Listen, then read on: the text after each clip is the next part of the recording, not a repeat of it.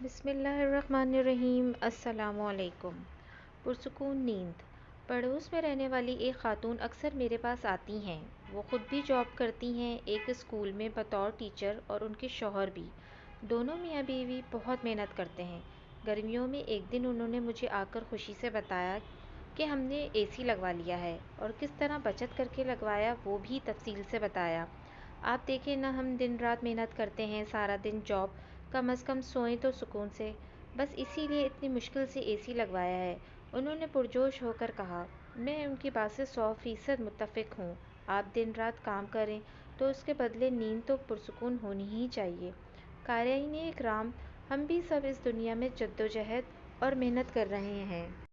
اس دنیا میں ہم چند گھنٹے سونے کے لیے اپنی نیند کو پرسکون بنانے کے لیے اتنا اہتمام کرتے ہیں۔ گرمیوں میں اے سی اور سردیوں میں ہیٹر، نرم گرم بستر اور ہلکی ہلکی روشنی، شور سے پاک روم، اور پھر ہم سو پاتے ہیں۔ لیکن دل پر ہاتھ رکھ کر بتائیں کہ کیا ہم اس نیند کے لیے فکر مند ہیں جو کہ ہمیں حشر تک سلائے گی؟ وہاں ہم دنیا کی محنتوں مشقتوں سے تھک کر پہنچیں گے۔ اگر وہاں راحت کا سامان آج نہیں کیا تو بہت بڑا نقصان ہو جائے گا۔ وہ نیند جس کا دورانیہ چند گھنٹے نہیں بلکہ بہت لمبا ہوگا، یعنی قبر کی نیند۔